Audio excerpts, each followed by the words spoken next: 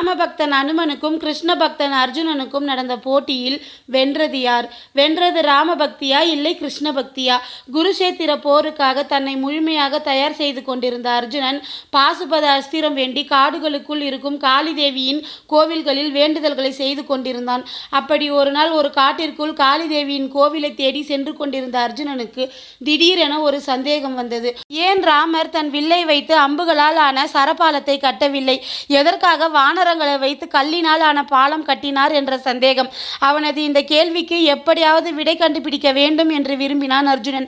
அப்பொழுது காட்டிற்குள் ஒரு நதிக்கரையின் அருகில் அனுமர் தன் சுய உருவத்தை மறைத்து ஒரு சாதாரண வானரத்தின் உருவத்தில் அமர்ந்து ராம நாமத்தை சொல்லி ஜபம் செய்து கொண்டிருந்தார்.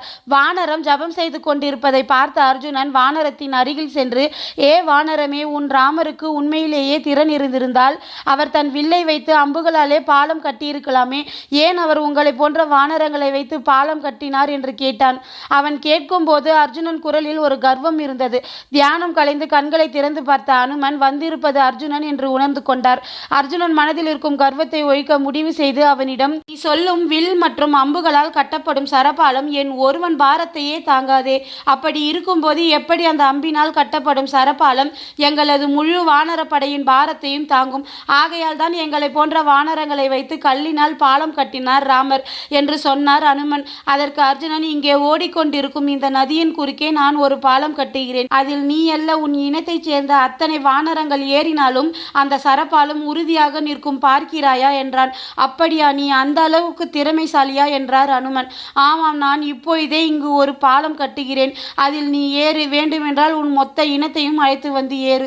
அந்த பாலம் உடைந்து விட்டால் நான் இப்பொழுதே இந்த இடத்திலேயே வேள்வி தீ வளர்த்து அதில் என் உயிரை தியாகம் செய்கிறேன் என்றான். சரி, அப்படி நீ கட்டும் அந்த அம்புகளின் சரப்பாலம் உடைந்து விட்டால் நான் என் ஆயுள் முழுவதும் உனக்கு அடிமையாக உன் தேரில் அமர்ந்து கொள்கிறேன் என்றார் அனுமன். அர்ஜுனன் உடனே தன் வில்லை எடுத்து அம்புகளால் ஆன சரப்பாலத்தை அந்த நதியின் குறுக்கே கட்டினான். அனுமன் ராம நாமத்தை சொல்லியவாறே அர்ஜுனன் கட்டிய அந்த சரப்பாலத்தின் மீது ஏற தனது காலை எடுத்து வைத்தார். உடனே அந்த சரப்பாலம் உடைந்து சுக்குநூறானது. அனுமன் அர்ஜுனனிடம், பார்த்தாயா என் ராமரின் சக்தியை?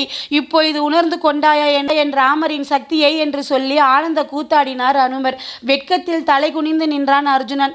நடக்க போகும் மகாபாரத யுத்தத்தில் வெற்றி பெற பாசுபத அஸ்திரத்தை தேடி வந்த நாம் தேவையின்றி ஆணவத்தினால் ஒரு வானரத்திடம் போட்டியிட்டு தோற்றுவிட்டோமே. நாம் இறந்தால் மகாபாரத போரில் நம் சகோதரர்களை யார் காப்பாற்றுவார்? திரௌபதியின் சபதம் எப்படி வெற்றி பெறும்? கிருஷ்ணா, ஆணவத்தால் தன்னிலை மறந்து நான் செய்த தவறை மன்னித்து விடு என்று சொல்லிவிட்டு நான் சொன்னது போலவே வேள்வி தீ வளர்த்து அதில் இறங்கி தன் உயிரை துறக்க எத்தனித்தான் அர்ஜுனன். அனுமன், வேண்டாம், நீ சொல்லியதை நான் பெரிதாக எடுத்துக்கொள்ளவில்லை.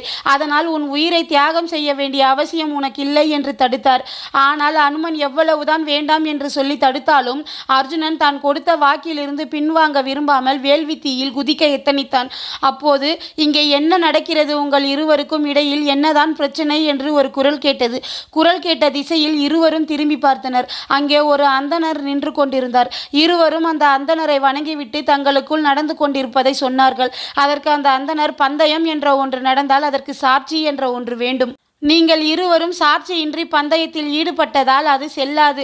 இன்னொரு முறை நீ பாலம் கட்டி இந்த முறையும் இந்த வானரம் அதை உடைத்து நொறுக்கட்டும். அதற்கு சாட்சியாக நின்று உங்கள் இருவரில் யார் பலசாலி, யார் திறமைசாலி என்று நான் முடிவு செய்கிறேன் என்றார் அந்த அந்தணர். அதற்கு அவர்கள் இருவரும் சம்மதித்தனர். இரண்டாவது முறை பாலம் கட்டுவதால் மட்டும் என்ன மாற்றம் நிகழ்ந்துவிடப் போகிறது என்று நினைத்த அர்ஜுனன் கிருஷ்ணரை மனதில் நினைத்து கிருஷ்ண கிருஷ்ணா என்று சொல்லியபடியே அம்பினால் தரப்பாலம் கட்டினான். அனுமன் பலசாலிதான். இருப்பினும் முதல் முறை தரைப்பாலத்தை உடைத்திருந்ததால் அனுமனுக்கு சிறிது கர்வம் தலைக்கேறி இருந்தது. அதனால் அனுமன் இந்த முறை ராமநாமத்தை சொல்லாமல் அர்ஜுனன் கட்டிய தரைப்பாலத்தில் ஏறினார். அதன் காரணமாக இந்த முறை தரைப்பாலம் உடையவில்லை. அனுமனும் பாலத்தின் மீது ஓடுகிறார், குதிக்கிறார், ஆடுகிறார். ஆனாலும் பாலத்திற்கு எதுவும் ஆகவில்லை. அனுமருக்கோ ஒன்றும் புரியவில்லை. அர்ஜுனனோ சென்ற முறை வானரம் கால் வைத்ததும் உடைந்து நொறுங்கிய தரைப்பாலம் எப்படி இந்த முறை என்ன செய்தாலும் உடையாமல் நிற்கிறது என்று நினைத்து குழம்பினான். இருவரும் அந்தணரிடம் ஓடி வந்து நீங்கள் யார் என்று கேட்டார்கள். அந்தணர் மறைந்து அங்கு சங்கு சக்கரத்துடன் காட்சி தந்தார் கிருஷ்ண பகவான். உடனே அனுமன் ராமா என்றும் அர்ஜுனன் கிருஷ்ணா என்றும் அவர் காலில் விழுந்து ஆசீர்வாதம் வாங்கினர். அவர்களிடம் கிருஷ்ணர், நீங்கள் இருவருமே தோற்கவில்லை, வெற்றி பெற்றது கடவுளின் மீது இருந்த நம்பிக்கையும் இறைவனின் நாமமும் தான். அர்ஜுனன் முதல் முறை பாலம் கட்டும் போது தன் திறமையின் மீது இருந்த அதீத நம்பிக்கையாலும் கர்வத்தாலும் என்னை மறந்து தன் திறமையில்தான் எல்லாம் நடக்கிறது என்று நினைத்து பாலம் கட்டினான். அதனால் தான் முதல் முறை அர்ஜுனன் தோற்றான். முதல் முறை வெற்றி பெற ராமரின் நாமத்தை சொல்லிய அனுமன் முதல் அடியிலேயே தரப்பாலம் உடைந்து வீழ்ந்ததால் தன் பலத்தின் மீது அதீத நம்பிக்கை கொண்டு இரண்டாவது முறை ஏறும்போது ராமரின் நாமத்தை சொல்ல மறந்துவிட்டான். அதனால் தான் அர்ஜுனன் இரண்டாவது முறை வெற்றி பெற்றான். எனவே 2 முறையும் வெற்றி பெற்றது இறைவனின் நாமம் தானே தவிர நீங்கள் இல்லை. உங்கள் இருவருடைய இறைபக்தியும் அளவு கடந்ததுதான், சந்தேகமே இல்லை. ஆனால் தன்னால் முடியும் என்ற கர்வம் மனதில் வந்ததும் இறைவனது நாமத்தையும் அனைத்தையும் செய்வது இறைவனது செயல்தான் என்பதையும் மறந்து விடுகிறீர்கள். அதை உணர்த்துவதற்காகத்தான் இந்த நாடகத்தை நடத்தினேன் என்றார் கிருஷ்ண பகவான். உடனே அனுமன் தன் சுய உருவத்தை அர்ஜுனனுக்கு காட்டினார். அர்ஜுனன் அனுமரின் காலில் விழுந்து மன்னிப்பு கேட்டான். கிருஷ்ணர் அனுமனிடம், நடக்கப் போகும் பாரத போரில் அர்ஜுனனுக்கு உன் உதவி தேவை ஆஞ்சநேயா. நீ இருக்கும் இடத்தில் எந்த மந்திர தந்திரங்களும் தன் வேலையை செய்யாது. அதனால் நீ பாரத போர் முடியும் வரை அவன் தேர்கொடியில் அமர்ந்திருந்து அவனை காக்க வேண்டும். அதன் காரணமாகத்தான் உனக்கும் இந்த நாடகம் நிகழ்ந்தது என்றார் கிருஷ்ணர்.